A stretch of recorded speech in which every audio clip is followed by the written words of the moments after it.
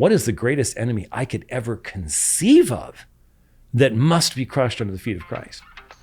It is the secular state.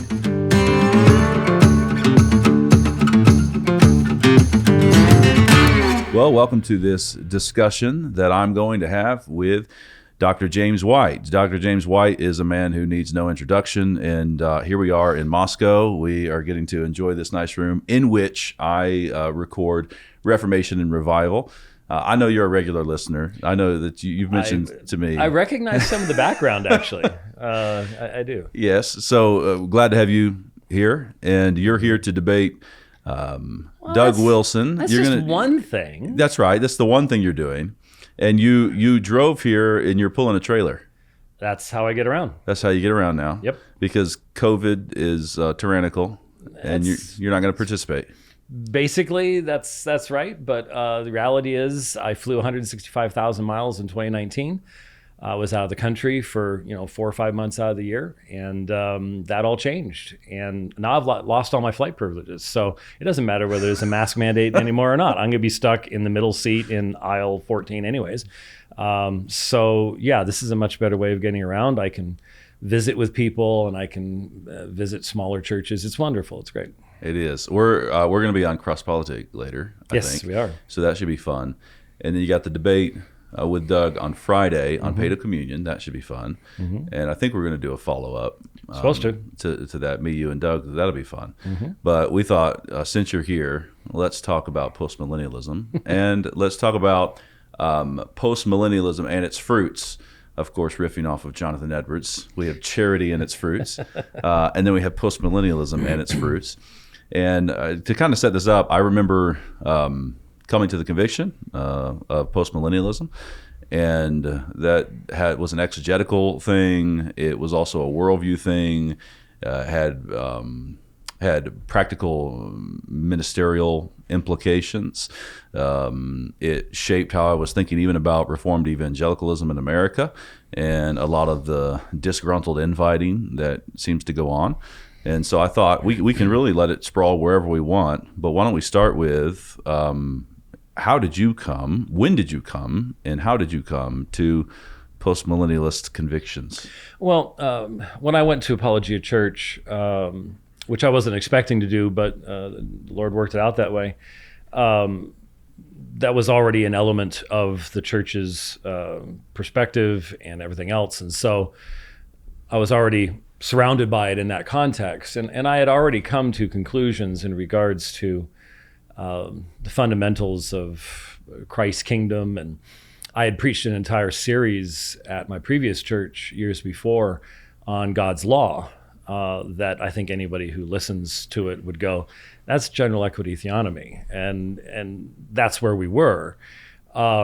Even though I'm old enough to remember the 1980s, I was in seminary when Westminster put its book out on theonomy, where it just became a bad word. You just don't go there.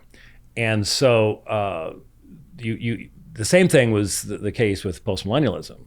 I was raised in an independent fundamentalist Baptist context, and so all I knew was dispensational premillennialism. The biggest eschatological fights of my young life would have been pre, mid, or post-trib. That was the only thing that I knew. There were many churches that I would go to that it was in the confession of faith that you had to be premillennial, and normally premillennial, pre-trib, or something along those lines, extremely specific. And I remember taking my California achievement tests in high school and getting done and sitting there reading Late Great Planet Earth by Hal Lindsey. And in fact, what a strong memory. It's strange how, you walk into a Target and you can't remember what you were supposed to buy from 5 minutes earlier. But I remember very, very clearly in high school, in the 1970s, they had just come out with tritium watches. I don't know if anyone's ever seen a tritium watch, but tritium is literally radioactive, but it's alpha particles, so it can't even get through a piece of paper, so you're good. But it glows all the time. It doesn't need to have light. And I had this tritium digital watch. I was a geek. Okay, Past tense. Past tense, though. No, pretty much still. Oh, still, it's remained. It's genetic. And I remember at a lock-in at our Baptist church, I was using my tritium watch as the light on my little pocket New Testament, undoubtedly an evangelist version of the pocket New Testament, to explain to my fellow friends, because it was a lock-in, so it was like after midnight and the lights were off, reading from Matthew chapter 24 and the fig tree, and explaining 40 years, and Israel became a nation in 1948. So 40 years is 1988. It's probably like 1978, 1979, somewhere around there. So, I mean, we're right there, you know, and the excitement of all this stuff. And that was my background. And then I went to Bible college and was already getting involved with apologetics. I already had run into my first Mormon missionaries. And I very quickly realized that I was using a very different hermeneutical system to hold to my eschatology than I was realizing was necessary to do apologetics and speak to Mormons and present the gospel to them. And I had also come to the conclusion that eschatological discussions produced far more heat than they did light. And so in Bible college, much to my dad's chagrin, I became a pan-millennialist. It'll all pan out in the end. Pan out. And by the way, word of warning, never use that phrase with John MacArthur. Don't use Postmillennialism with No. Uncle John? No. I did that once at the Christian Booksellers Association, and the look that I got was withering. It was epic. You almost got left behind? I almost got left behind. Watch out. Big time. It was bad. Anyway, so for a long time, I had the idea that eschatology, I knew in the back of my mind, you shouldn't be doing this. But the idea was it was sort of an ancillary, secondary thing that we can leave off. And then I listened to a cassette tape series. Do I have to define that these days? I'm not really sure, but we still got that. Older folks remember what cassette tape series was. A cassette tape series of sermons or studies from Dr. Nichols on the now and this age and the age to come. And it was a presentation of the amillennial argument. And I listened to it and I said, that sounds really good. I'll adopt that. I knew I needed to have some eschatology, but we've got Christ reigning somewhere. Right, definitely. Yeah. And there's a lot of different ways you can, amillennialism is a form of postmillennialism, whether they want to admit that or not, at least chronologically speaking, it is.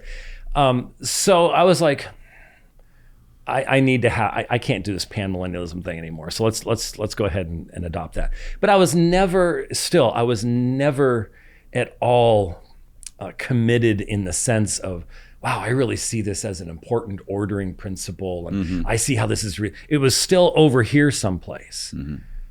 And so it wasn't until fairly recently that I really had to start thinking more deeply about this subject. And I came to these conclusions by putting aside what was normative in eschatological argumentation from my past, which was, you look at what's going on. I mean, I teach church history. I've taught church history since 1990. And I realized that every single generation had believed they were it. It was, here we go. And so that was a common, looking at what's going on around us and doing newspaper eschatology was very, very common, has been down through the history of the church. And so I knew I couldn't do that. And I knew I could not judge any system based upon what things we're looking at, but I had always heard postmillennialism presented in that way. How can you believe postmillennialism? Look at the world today. It's going nuts. It's getting worse and worse and worse. Yeah, that was, by the way, that was the argument against it when I was in seminary. You basically had to choose historic pre-mill, amill, but postmillennialism. They said, well, a lot of the Puritans believe this, but World War I, World War II, obviously that can't be the case. Right, and exactly. Yeah, but I already knew I shouldn't be taking that viewpoint because I knew enough about church history to know there's, here's an illustration that was actually relevant to my embracing of postmillennialism. I have this I've read numerous books on the Great Mortality. We call it the Black Plague, but they didn't call it the Black Plague. It was called the Great Mortality. And I was fascinated from church history in seminary. I had a great church history professor in seminary, thankfully. I was fascinated ever since, because just think about what it would be like in a short period of time. Now, I was given different numbers in seminary than are now prevalent among scholars, but in many cities, up to 70% of the population died.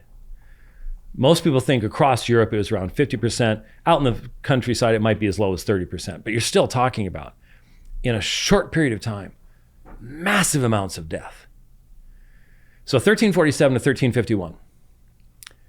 And if you had lived in 1347 when all of your neighbors are dying, and sometimes there was one form of it that they actually believed could be passed by looking at someone, because it was a viral form, hit the lungs, and it could kill you in 12 hours. So it was like, boom. You want pandemic? That was a pandemic, okay? That was the pandemic to hopefully end all pandemics.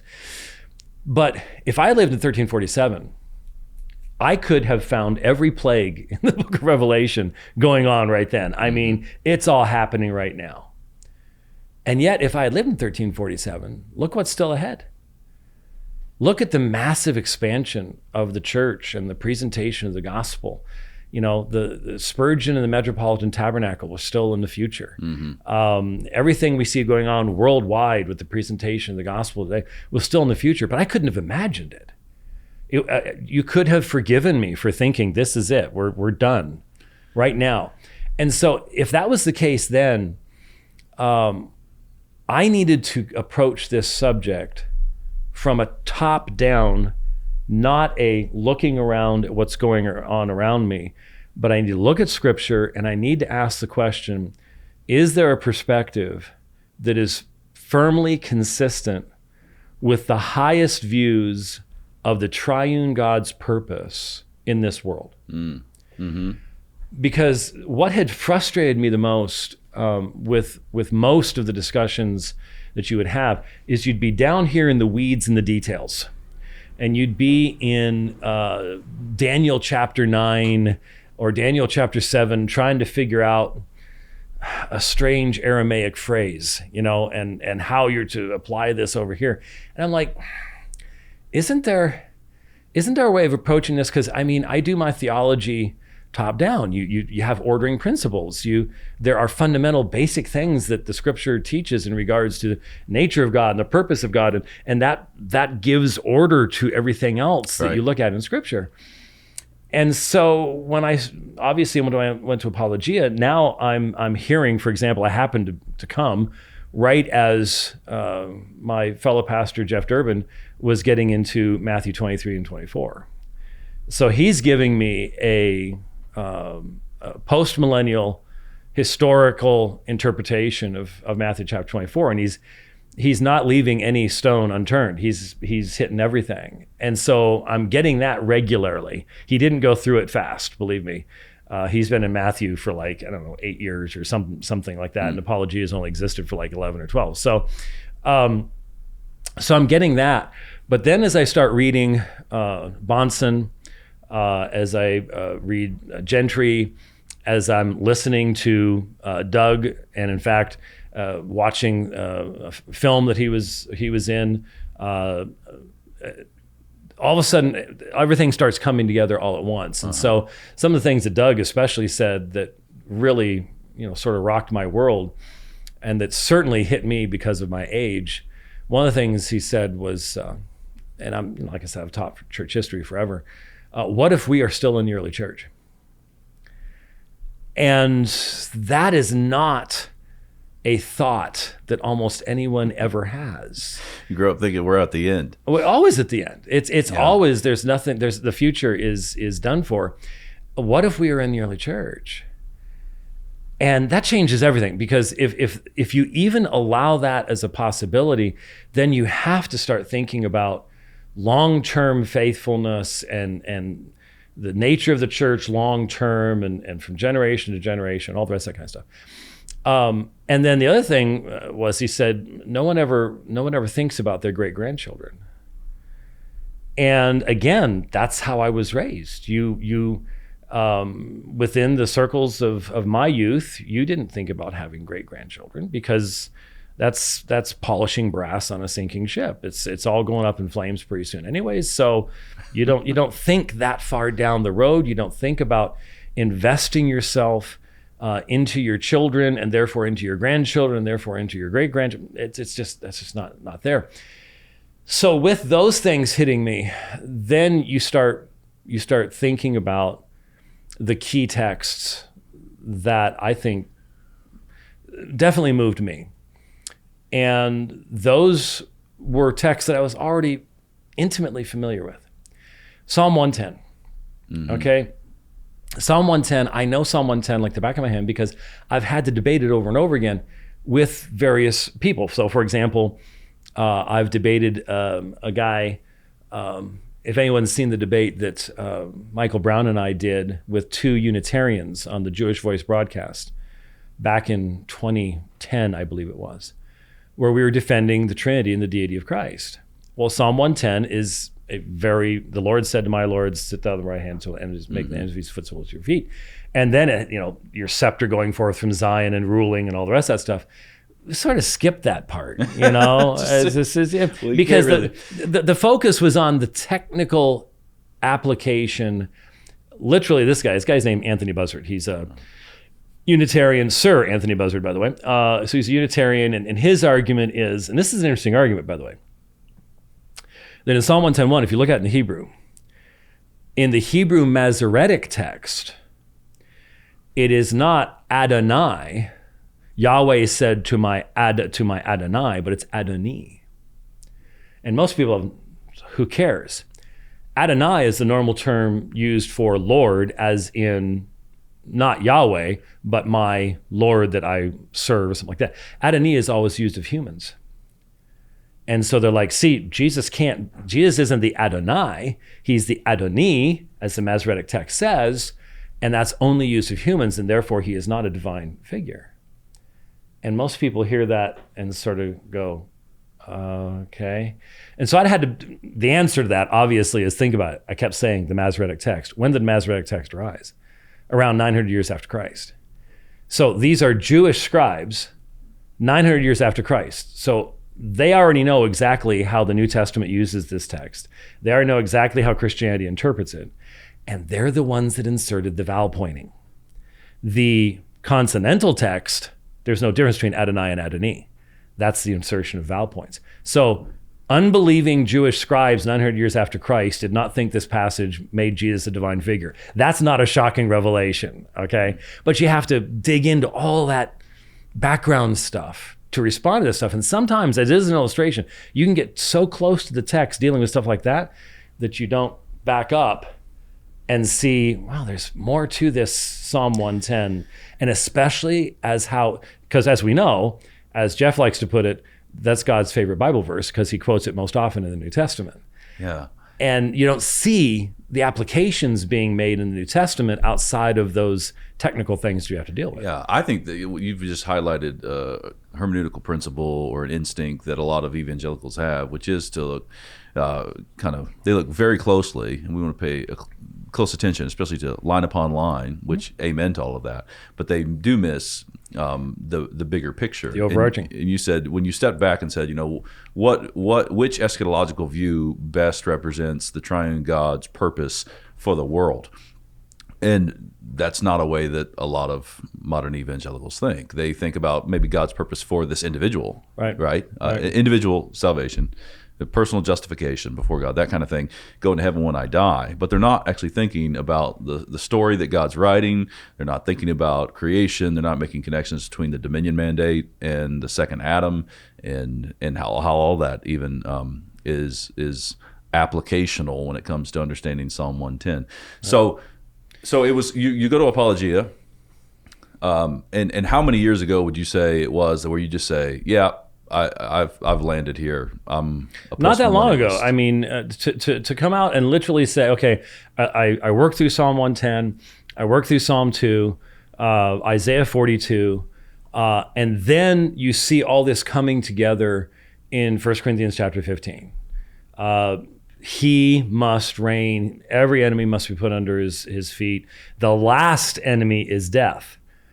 when you see Paul's own eschatology drawing these threads together, and you see what the background was, that was when I'm finally like, okay, I've now listened to enough of Bonson and Gentry and DeMar and Wilson, and I'm starting to hear how they fit all this stuff together.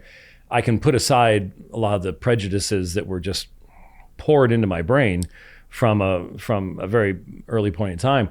And so, yeah, it has not been a long period of time since I just went, that is not only the most consistent way to reason from the top, because what you're looking at, especially as Paul brings these things together in 1 Corinthians 15, is the Father, the Son, the Spirit. This is the triune God bringing all of this together.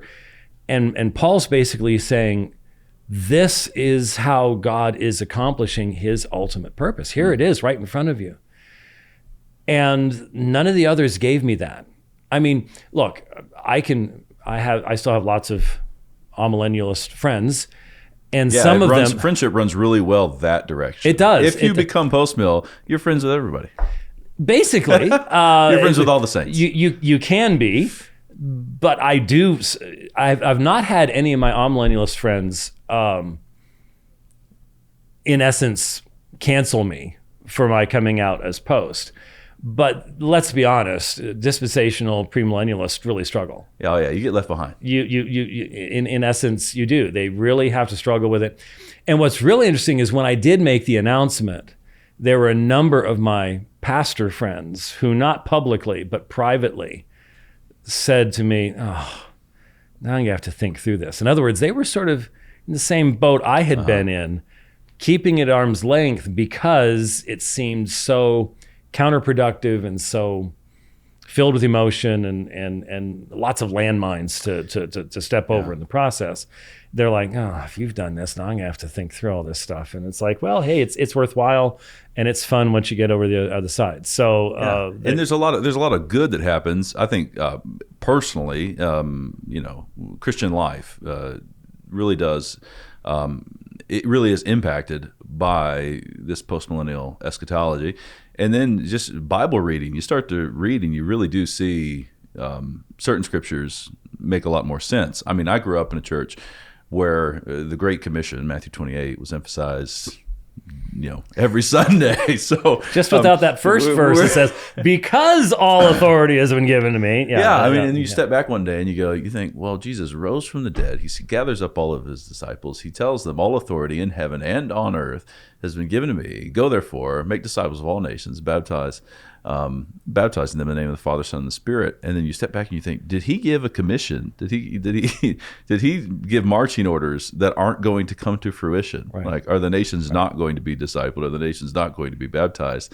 That would not square with the fact that all authority in heaven and earth has been given to him. Or the Lord's Prayer, right? So, our Father in heaven, hallowed be your name. Your kingdom come. Your will be done on earth as it is in heaven. I've stepped back and asked people, do you think Jesus taught us to pray a prayer that God's going to answer no to? Like, right. is that right? Did that what he did? So, well, obviously the kingdom's not going to come on earth as it is in heaven. Well, it's exactly what we're praying for in the Lord's Prayer. And those are fulfillments of Old Testament themes that, ask of me and I will give you the nations as your inheritance. And are you saying that when Jesus, and then of course you see in Daniel, now you see the ascension, and enthronement of the Son and the power that is given to him.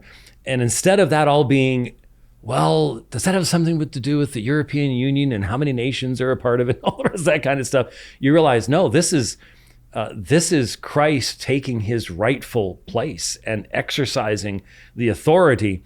And with my amillennial friends going, oh, yes, yes, yes, but it's only in the spiritual realm.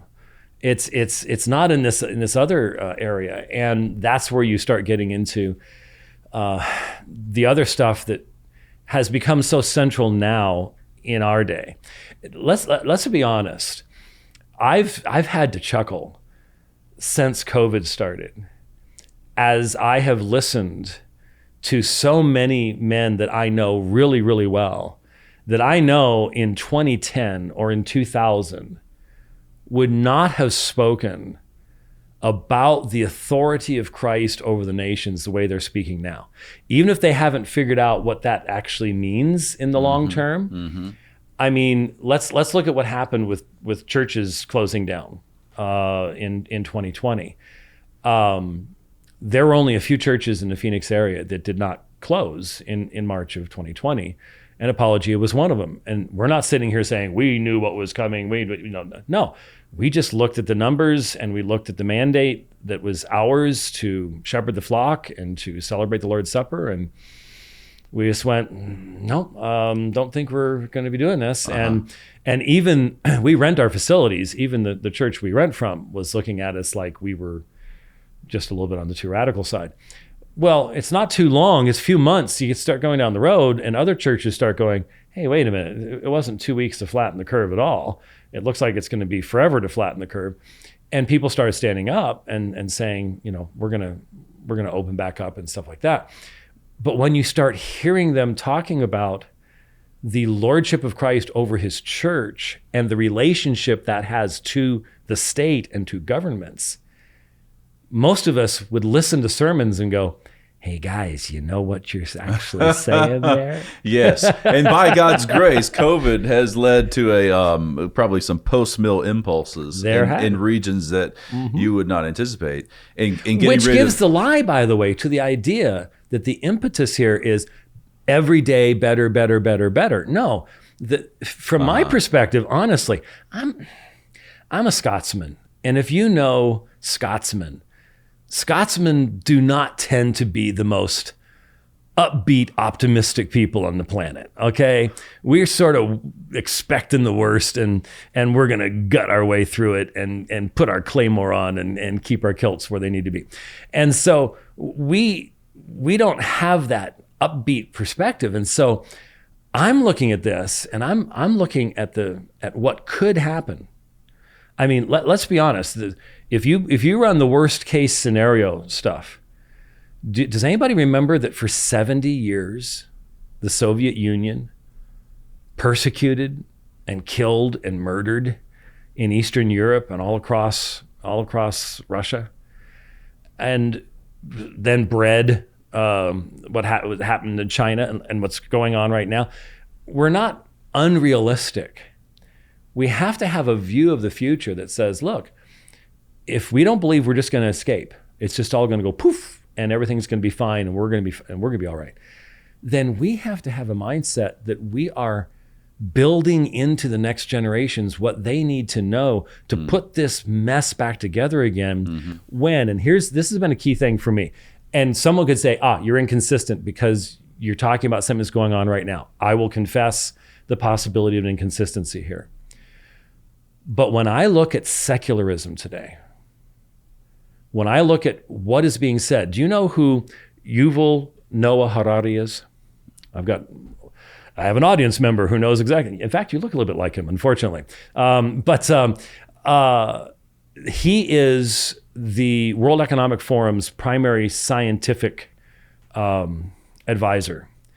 And if you've seen the videos, the guy talking about how humans are hackable, that's the guy I'm talking about. You read this guy's books, and they are astonishing. Everything that is the ultimate denial of everything Christ taught is found in his thought. Because man is worthless, has no meaning, is full-on Darwinist, obviously. But we're just active walking around bags of biochemicals that can be hacked. Our DNA needs to be edited. We can use drugs.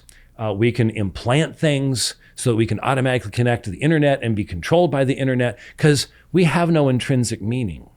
And when the biochemical processes die, you just get a new one because there's no meaning. I mean, it is the darkest form of secularism you can imagine. And he happens to be a Jewish, atheist, homosexual. Gives you some idea of the forces operating in the creation of this man's worldview. And yet he has more authority than the President of the United States in the forming of what's going on in the world.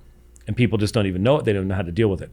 So the point is, I'm looking at secularism and I realize not even the Caesars, not even Nero, was as much of an enemy of Christ as this worldview is. Because at least the Romans thought there were gods.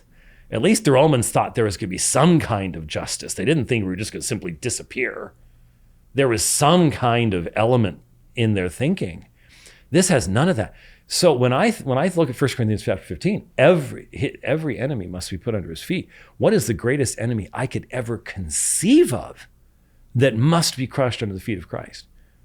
It is the secular state, which we see rising with a vengeance right now. What if it has to fall and be crushed with such a historical, massive collapse that there will never be another time when mankind would ever again flirt with the stupidity of thinking that we are wet robots, that we are just stardust, bags of biochemicals. To use Star Trek, ugly bags of mostly water. That's my favorite one from one of the Next Generation episodes. Ugly bags of mostly water. The destruction of it has to be so complete that we will always be able to look back and say, we already tried that. Look at that. Evidently, 120 million dead in the 20th century wasn't enough, because you can walk on to the university campus over here and find young people that are willing to go, hey, let's try that again. We just didn't do communism right the first time. So evidently, the destruction of it wasn't clear enough to communicate to the next generations. That's a dumb way to go, because we're going that way again. And so what if there have been dark, difficult times in church history, and yet we still believe that Christ is building his church? So what if there is an extended period of darkness? Your eschatology has to take that into consideration.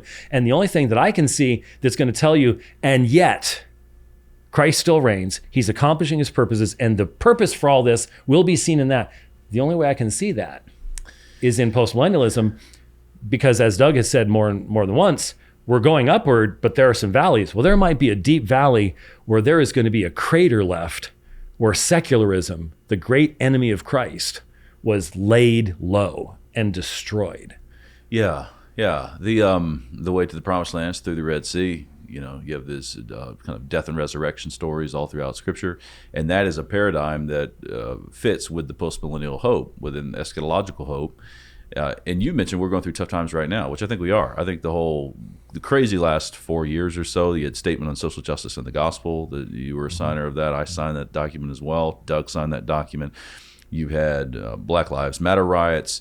You've had COVID and its nonsense really packed in for about 3 or 4 years. Mm-hmm. And I'd like to ask you about the connection between the post-mill hope and kind of modern evangelicalism. What I see happening is kind of the individualistic presupposition, the kind of hardcore individualism that marks evangelicalism, and then a kind of a latent disdain for physical reality. As you mentioned, we kind of spiritualize everything, that kind of thing. And then a retreatist, almost escapist kind of faith that says, well, I don't actually have to have faith to walk through the Red Sea.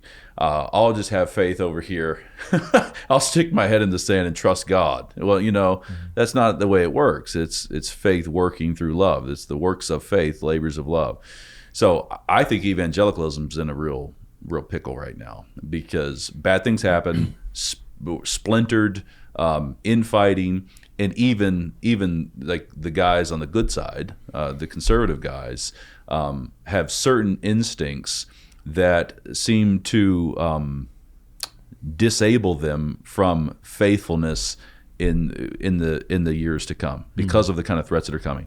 I think they're kind of missing. I think postmillennialism would be a great help to that. So it would be a great help to that, and I think that we're making inroads. I think as I do travel around, as I have communication still with people around the world, I think a lot of people recognize what I said earlier, and that is they're hearing what people are saying all of a sudden, and they know, man, that's not what they would have said 5-10 years ago. And as they think about, well, what's changed and what does that mean, it leads to a recognition that, there's something more than, it was the myth of neutrality. That's what I grew up with. I grew up in a context where we, for some reason, ignored everything it said in the Bible. If they hate you, they're going to hate me. And we thought the state could be neutral. And it can't be. It's not possible. And so we said Jesus is Lord, but we limited his lordship to a particular realm. Uh-huh. And now we realize it's Christ or chaos. And we're seeing this around us. And now it's working. Now that neutrality has broken down, and we're dealing with, obviously, people. I'm surprised we didn't make more of this, but remember Jerry Nadler? There was a Christian representative that talked about God's judgment on the floor of the House of Representatives. And the first person to get up was Jerry Nadler. Remember what he said? He said, said God has nothing to do with this legislative body, or something along those lines. Yeah. And you're just, you see that, and you realize these folks, they want here in the United States what China has right now, and they're going to do everything they can to accomplish it. And you can't remain neutral about that. They want your bloodstream, and they want your offspring. Mm-hmm. They want both. They want secular totalitarianism is one of the ugliest things you could ever see, because it cannot brook any opposition. There can be no place of freedom within that kind of totalitarianism. And so really, for a Christian, it's Christ or chaos. The choices are clear. And it's just amazing to me when you think about the fact that we literally are embarrassed. We struggle to call people to submission to the one who rose from the dead. When you say he's King of Kings and Lord of Lords, I was just trained automatically for years, not specifically in a class, but how everything was preached and how we did everything, to believe that's only in the spiritual realm. Mm-hmm. That's only in the spiritual. Your bodies can do whatever you want.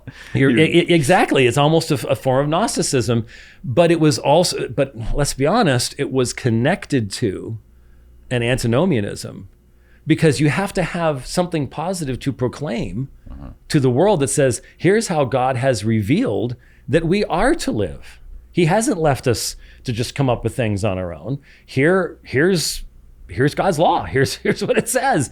And we didn't have that. We couldn't do that. I mean, we didn't even want to talk about God's law in any positive way within the church. So saying it to people outside just didn't make any sense at all. Yeah. It's almost like God said, okay, y'all want to drift into Gnosticism. Y'all want to drift into antinomianism.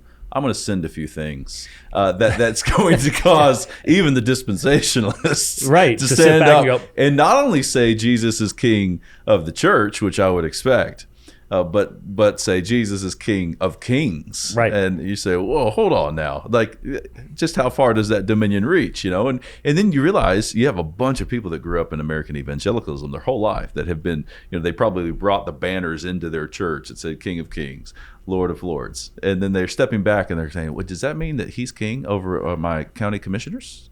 Does that mean he's king over the governor, over the mayor? And you're like, yeah, that's what it means. You mean I am faithfully to proclaim to the magistrate that he someday will, or she will someday stand before God to be judged for how they do what they do? Shocking. That would have been considered completely out of bounds. In the way I was raised. And I find it interesting. Here's the thing that happens. You got the people that are against postmillennialism and then theonomy as well. Their argument is, well, you're going to try to bring in the kingdom politically. You're going to try to do like an outside in thing, and the kingdom of God's not going to appear on Air Force One and all that, yada, yada, yada. That's the group that's kind of against post-mill, theonomic-ish kind of stuff. But what I find is, because of the pressure that's happening now, because of the chaos that's happening now, it's those very people that are calling upon man and depending upon man, and actually do the ones who are not the post-mill theonomic minded, are the people that are being tempted to just give me a human savior, give me a top-down reformation, give me their knee-jerk reaction, and it's disconnected from any idea of the triumph of Christ in the world.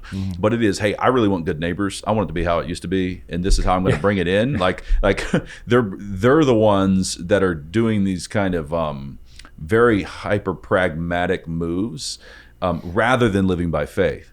So in the post-mill mindset framework, it's, well, we don't know exactly what's going to happen in this land, in the coming generation. We know it's a long-term game, but we do know that the way that the kingdom is ushered in is by faith. It's by God's grace. It's through Christ. The gospel, it's only the gospel can change those hearts. And you actually have these, this is where Hebrews 11 comes in, the King James Version. Faith is the substance of things hoped for, the evidence of things unseen. So you want to see these unseen things. You want to see the triumph of Christ. Well, where are the people exercising faith? Because where they're exercising faith, you can look to them and you will see the substance. You actually see the substance of the unseen things. And it becomes palpable for those. I think this is what's happening down in Apologia. I think that's what's happening here in Moscow. You're seeing these communities that are worshiping God, and God is the one who's doing it. God's the one who's bringing forth the change. God's the one who's bringing forth the kingdom. It's not through political manipulation. It's by certainly standing before kings and proclaiming the truth, but also living as Christians in the world, faithfully worshiping God. And you're actually, the kingdom becomes palpable. You know, you're seeing this. And I don't see that far and wide throughout American evangelicalism. I'm hopeful, because I'm a post-millennialist, but I think that we really do need the cluster of doctrines that undergird this particular eschatological outlook. And we've identified well, some of them we here. need to get the word out there so that when the Spirit moves amongst His people and they start looking at their traditions and realizing there's something missing here. There's inconsistency, there's incoherence, that we're out there going, yeah, and here's what it is. And that's what's postmillennialism for me, is the first time that instead of it being over here someplace, it's right in the middle. It is functioning with everything else. It is consistent with the doctrine of the Trinity. It's consistent with the resurrection. It's especially consistent with God's sovereignty and salvation and how He deals with mankind, and all the rest of it comes together. And so we have to be able to lay that out there for folks, because I'm finding people who are looking. I'm finding it may not be some big, huge rush, but I am finding around the world a lot of people who their comfort with the myth of neutrality has been undone over the past couple of years. They've realized that there was a thin skin that kept everything nice and normal. And everybody's talking about, well, we can return to normal now. And it's like, really? Do you really think that this is all over all of a sudden? The naivete is still there. And so what I'm looking for is hearing more and more people saying what I am hearing around the world, standing up and speaking the truth and recognizing there is no friendship with the world. Christ is king, and we have to call people to submission to Him in all things, not just simply in a spiritual sense, but to recognize if He is the creator, then the only way mankind can live in such a way as to find fulfillment is in the way that He has revealed to us. And it's not just a side issue over here someplace, it's central. And so I do see that happening, but I don't see it as a major wave yet. And when I start seeing some of the larger institutions starting to realize it's this way or no way, then we might see some real changes taking place. And I thank God for the heat that has come, and I don't think it's going to stop either. Like you said, I don't think things are going to go back to normal, and I'm grateful for that, because God really is testing His people, and He's saying, are you going to trust me, or are you going to spaz out? I think there's a lot of people that are coming to the realization you're talking about of the myth of neutrality. Well, then what do you do next when you find out that there is no neutrality, that it is Christ or chaos, that it is Christ or the idols?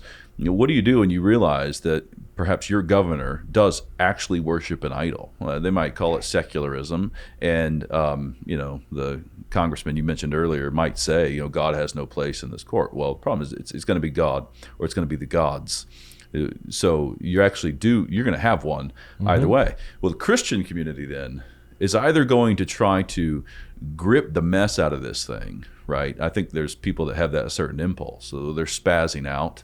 They're there on the Red Sea. They see Pharaoh's army. They have eyes to see that, and now they're saying, now I'm a pragmatist. Okay, I'm done with my Gnosticism. I see Pharaoh and his army, and then they're going to start like beating each other up to try to find a solution. Well, the answer is you have to trust Yahweh.